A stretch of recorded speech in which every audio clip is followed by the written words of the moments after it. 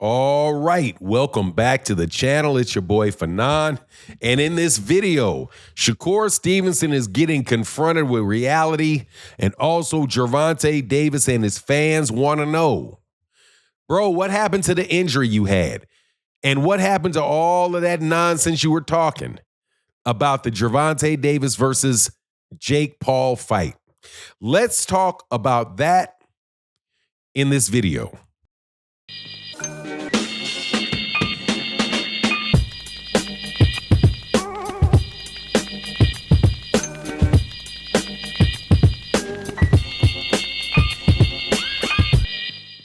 All right, welcome back to the channel. It's your boy Fanon, and in this video, we're going to talk about some suspectivity, some suspectness, some nonsense going on in the sport of boxing. As Shakur Stevenson, disappointingly to me, is proving a lot of his critics wrong who refer to him as Shakap Twitterson, because he is somebody that apparently is okay saying one thing and doing another. So when he jumped out and criticized Gervonta Davis for fighting Jake Paul, I sat and I waited and I was like, okay, is this going to be what all these people say? Is he going to turn around and do something that is going to make it look like he's a hypocrite? And the answer to that question was absolutely positively yes. And not just because he says that that he's willing to do something he said that Gervonta Davis shouldn't do, but also the way that he went about doing it. Now, before I get into the details, let me welcome you back to the channel. If you are new to the channel, please accept my invitation to hit the subscribe button and hit the bell icon so you can be notified of when we release more videos. And if you're a longtime subscriber and supporter of the channel, thank you guys so much for what you do for the channel. Hey, got to say thank you to Nicole Matthews for the big $2 holler in the super thanks. Hey, that is a wonderful, wonderful contribution. Thank you so much, Nicole Matthews. You were definitely appreciated. But let's get into this, because I could have sworn that Shakur Stevenson said he was not going to be able to fight Teofimo Lopez this year, or he was not going to be able to fight anybody else this year because he had hand issues.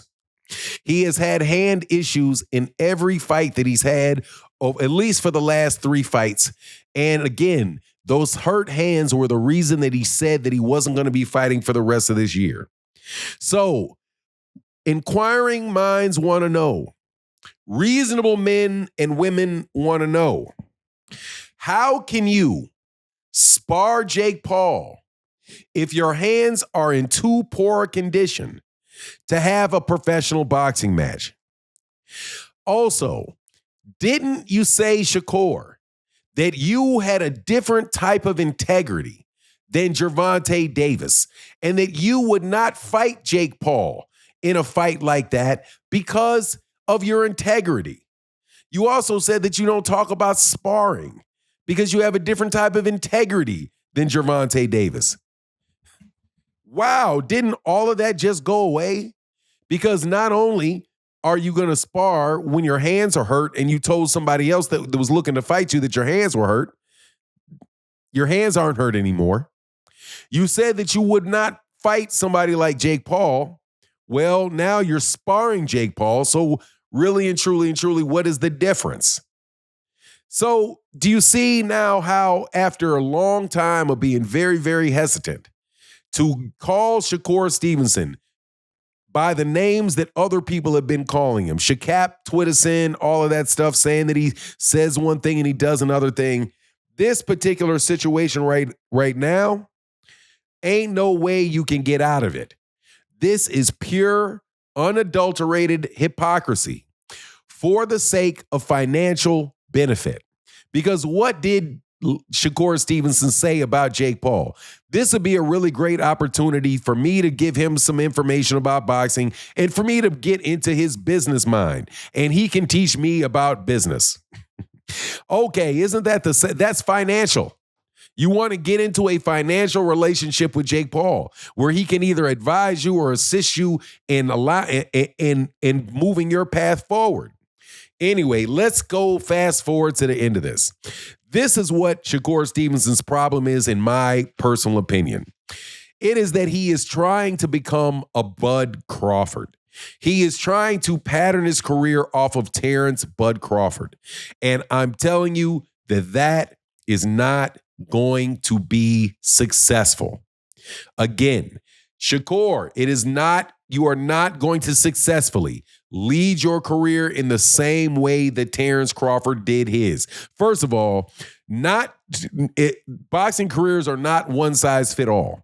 You are not going to be able to just copy everything that this guy does and you get the same results as that guy gets, because his situation is different than yours. He is surrounded by different people than you are. The times are different now than when Terrence Crawford was with Top Rank and stuck with Top Rank no matter what. And by the way, if Shakur Stevenson was really trying to act like Terrence Crawford and trying to follow Bud's example, he would have never left Top Rank, because the fact of the matter is Bud Crawford fought with Top Rank with the exception of his last 4 fights of his 42 fights. He only has all but roughly four of them with Top Rank, or the promoter that he was with before he signed with Top Rank. So Bud wasn't trying to leave Top Rank. Bud was trying to get another multi-fight deal with Top Rank. It was only because Bob Arum wouldn't give him the multi-fight deal that Bob Arum said, nah, man, I'm losing too much money on you. You got to move on. And then he went on and was able to take advantage of multiple situations. I don't think Shakur Stevenson is going to be able to hit that lottery that Terrence Crawford hit. There's not going to be the Gervonta. Gervonta Davis is not going to behave like Errol Spence. He's not going to say, I don't care what Shakur does. I don't care how long it takes. I'm going to make sure that I focus my entire career on going after Shakur Stevenson. Therefore, allowing Shakur Stevenson to be the de facto A-side and pretty much pick when, where, and how they're going to fight.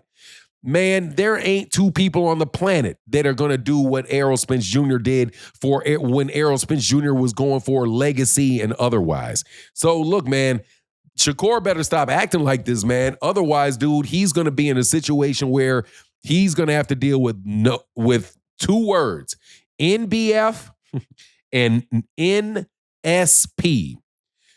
No BF means no black fighters. Trust you me, there's a lot of people that ain't looking to fight black fighters, and NSP means no southpaws. There's a lot of people that don't like slick southpaws and don't want slick southpaws on their card, because a lot of times it makes for an ugly fight. So good luck, Shakur, playing all of the kind of mind games and stuff that Terrence Crawford has already played, where the book is already out on it, and see if you can continue to push like that. However, jumping on the bandwagon with Jake Paul and helping Jake Paul prepare for Gervonta Davis just seems hand-handed and borderline desperate to me. But anyway, that's my take on the matter. Please let me know what you think in the comment section. And with that, I'm out. Deuces.